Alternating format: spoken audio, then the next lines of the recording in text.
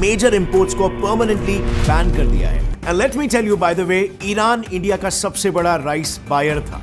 India का 75% rice export middle east ही जाता है। और चाय की बात करें तो again Iran tops the list of Indian tea buyers. Well, clearly यहां पर रीजंस जो है वो पॉलिटिकली मोटिवेटेड है। वेल, अगर न्यूज मीडिया की बात करें तो सडन बैन के पीछे ईरान ने ऑफिशियली कोई रीजन नहीं बताया, लेकिन हाई चांसेस है कि ये सिर्फ ईंट का जवाब पत्थर स्ट्रैटेजी है।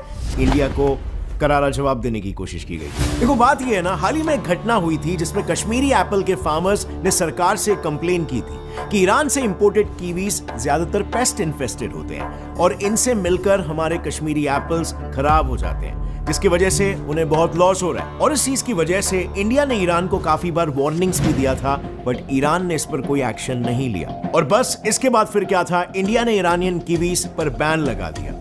और इसी के एग्जैक्ट जवाब में ईरान ने इंडिया का राइस और चाय बैन कर दिया, लेकिन वो भी बहुत स्लाइली। ईरान ने पहले से ही अपने चाय सप्लाई की सेटिंग इंडिया के ही नेबर श्रीलंका से कर ली थी और फिर इंडिया के ऊपर अचानक से ये चाल खेल लिया। लेकिन hold on, what if I tell you, ये तो बस वो रीजंस है जो ईरान चाह रहा है आपको मालूम पड़े। लेकिन एक्चुअल में अगर आप थोड़ा सा और रिसर्च करोगे तो ईरान के एक्चुअल इंटेंशंस इंडिया को लेकर बहुत ही डार्क और ट्विस्टेड है। वेल फ्रेंड्स, क्या आपको याद है बुरहान वानी? वेल, ये कश्मीरी सेपरेटिस्ट लीडर था जिसे इंडिया में टेररिस्ट बुलाते हैं, बट ईरान में इसे हीरो बुलाते हैं। ईरान के यूनिवर्सिटीज में उसकी डेथ एनिवर्सरी तक बताई जाती है। And well, we shouldn't be surprised, क्योंकि ईरान का ऑफिशियल पोजीशन यही रहा है कि कश्मीर तो इंडिया का हिस्सा ही नहीं है। In fact father of Islamic revolution कहे जाने वाले ईरानियन लीडर आयतुल्लाह खोमेनी, इनके खुद के रूट्स ही कश्मीर के थे, इसीलिए वो कश्मीर में काफी फेमस भी है। लेकिन उनका स्टैंड हमेशा से एंटी इंडिया ही रहा है। उन्होंने तो खुल्लम खुल्ला ये तक कहा है कि इंडिया तब तक प्रॉस्पर नहीं करेगा जब तक वो कश्मीर को आजाद न कर दे। And well, it's again no surprise, Ayatollah Khomeini के बड़े बड़े बैनर्स आपको कश्मीर में हर जगह पर लगे हुए दिखेंगे। इनफैक्ट कारगिल, जो हमेशा से स्नो से ढका हुआ होता है, वहां पर भी इनके बिलबोर्ड्स आपको दिख जाएंगे। एक्चुअली में, और काफी कम लोग ये जानते होंगे, कश्मीर के शिया मुस्लिम्स हिस्टोरिकली प्रो इंडिया और एंटी सेपरेटिस्ट थे, लेकिन धीरे धीरे करके ऐसे ही ईरानियन एक्सट्रीमिस्ट इन्फ्लुएंस की वजह से कुछ new generation of Shia Muslims in separatist की तरफ इंक्लाइन होने लगे। इंडियन इंटेलिजेंस एजेंसीज ने तो यह भी ट्रैक किया कि कई ईरानियन क्लेरिक्स कल्चरल एक्सचेंज के नाम पर कश्मीर आकर मॉस्क में भड़काऊ भाषण देते हैं। अब अगर देखा जाए तो थ्रू आउट हिस्ट्री ईरान ने पाकिस्तान को भरपूर ओपनली सपोर्ट किया है और 1965 के इंडो पाकिस्तान वॉर के दौरान पाकिस्तानी फाइटर जेट्स रिफ्यूलिंग के लिए ईरान के एयर बेसिस पर ही जाते थे।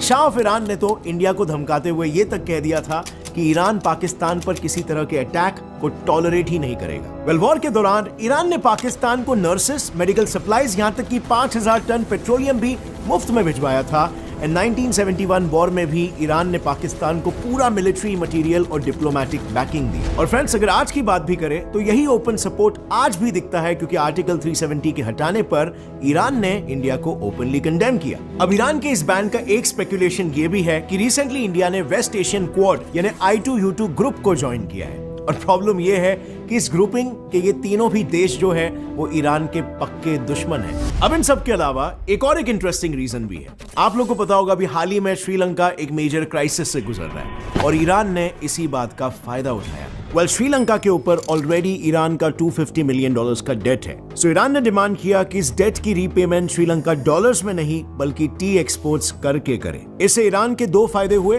पहला, यूएस ने ईरान पर ऑलरेडी कुछ सैंक्शंस लगा कर रखे थे, लेकिन इस तरीके से ईरान उन पर लगाए सैंक्शंस को स्मार्टली एस्केप कर सकता है। और दूसरा, इंडिया को ठसन दिखाने के लिए टी सप्लाई रिप्लेसमेंट भी तैयार हो गया। लेकिन इसके बावजूद भी कुछ लोगों का यह भी मानना है कि ईरान का ये ट्रेड बैन इंडिया से कोई पर्सनल दुश्मनी की वजह से नहीं है। देखो, एक्चुअली ईरान में फिलहाल नेशन वाइड एंटी हिजाब प्रोटेस्ट चल रहे हैं और उसकी वजह से वहां के होटल, शॉप्स, बिजनेसेस सब कुछ कंप्लीटली बंद है और शायद इसीलिए ईरान ने फूड इंपोर्ट्स पर रोक लगा दी है। और ऐसे ही एक और जेन्युइन रीजन ये भी हो सकता है। वेल, बहुत टाइम से ईरान उसके और इंडिया के बीच एक रुपी ट्रेड सेटलमेंट एस्टैब्लिश करने की कोशिश कर रहा है, यानी जो ट्रांजैक्शंस हो इन दोनों देशों के बीच में वो रुपीज में हो, जिससे अगेन ईरान पर लगा डॉलर सैंक्शन इवेड हो जाए। लेकिन इंडिया इस बात को उतना सीरियसली नहीं ले रहा, तो ऐसा भी हो सकता है कि ईरान इंडिया पर इनडायरेक्टली प्रेशर डाल रहा हो। अब एक और देश है जो इंडिया के क्वाड में होने से परेशान है, और वो है चाइना। और इसीलिए आज के तारीख में चाइना ईरान बिल्कुल पक्के दोस्त बने घूम रहे। इनके रिलेशन साल 2005 से काफी स्ट्रॉन्ग हुए जब ईरान पर यूएन, ईयू और यूएस ने कई सारे सैंक्शंस लगा दिए। इन सैंक्शन से ईरान की इकोनॉमी पूरी तरीके से गिर गई।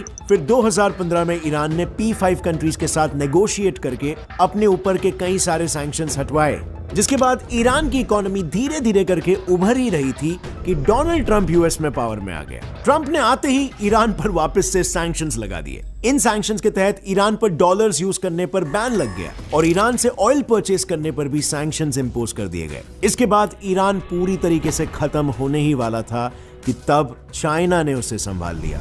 चाइना ने उससे सैंक्शंस के बावजूद भी ऑयल खरीदा, ईरान को ट्रांसफर ऑफ टेक्नोलॉजी के साथ आर्म्स एंड एम्यूनेशन सप्लाई किए और सबसे इंपॉर्टेंट और डेंजरस, ईरान को चाइना ने न्यूक्लियर वेपन बनाने में भी मदद की, जिसके लिए वो आज पूरी दुनिया से लड़ रहा है। और इस वजह से ये फ्रेंडशिप काफी ज्यादा स्ट्रॉन्ग हो गई। इनफैक्ट चाइना ने ईरान में $400 बिलियन इन्वेस्ट करके रखे हैं और 25 साल का एक स्ट्रेटेजिक कोऑपरेशन पैक्ट भी साइन किया हुआ है। अब ऐसा भी नहीं है कि इंडिया के रिलेशंस ईरान के साथ पूरी तरीके से खराब है। इनफैक्ट 2005 में इंडिया ने IAEA में ईरान के खिलाफ वोट करने के बावजूद भी ईरानियन लीडर ने इंडिया को अपना दोस्त कहा था। लेकिन ईरान ने यह भी कहा था कि वो इंडिया के ऐसे मूव से हर्ट हुए हैं, पर इंडिया के एक एक्शन से उनकी दोस्ती को जज नहीं किया जा सकता।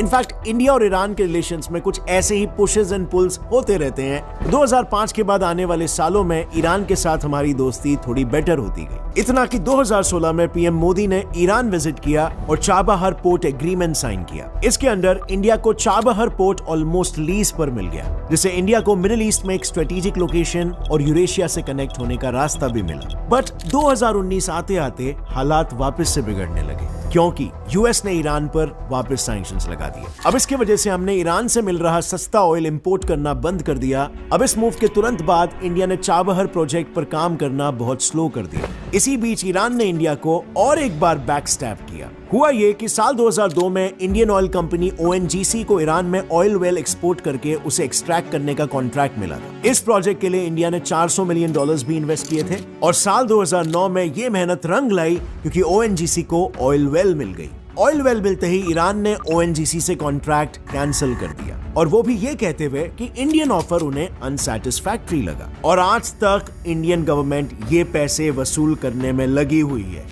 अब ये धोखा ईरान इंडिया के साथ कर ही चुका था कि फिर आगे ईरान ने इंडिया का चाबहार रेल प्रोजेक्ट भी कैंसिल कर दिया, और ऊपर से कैंसिलेशन का रीजन ये दिया कि इंडिया प्रोजेक्ट में पैसे देने में डिले कर रहा है। सो अब काइंड ऑफ ये सारी बातें एक तरफ ज्यादा इशारा कर रही है कि अब ईरान इंडिया के साथ अच्छे रिलेशंस नहीं चाहता। But friends, mind you over here, India आज के तारीख में एक ऐसे मुकाम पर है, ईरान चाहे जो कुछ भी कर ले, इंपोर्ट बैन से हमें कुछ फर्क नहीं पड़ने वाला।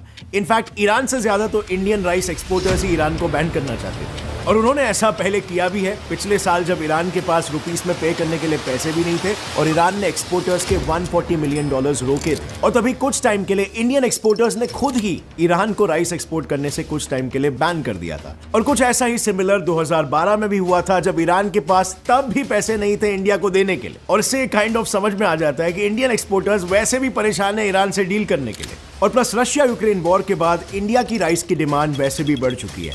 सऊदी जैसे कंट्रीज इंडिया से हैवी राइस इंपोर्ट कर रहे हैं, और इसीलिए आज इंडिया दुनिया का लार्जेस्ट राइस एक्सपोर्टर बन चुका है। और बस इसी साल राइस एक्सपोर्ट करके इंडिया को करीबन $10 बिलियन की अर्निंग हुई है। सो इसमें क्लियर लॉस ईरान का है, हमारा नहीं। लेकिन फिर भी फ्रेंड्स, फर्ज अदा करते हुए इंडियन गवर्नमेंट ने हमारे ईरान में मौजूद एम्बेसी के थ्रू ईरान को इंपोर्ट रोकने का रीजन पूछा, बट इसका आज तक हमें कोई रिप्लाई नहीं मिला उनकी तरफ से।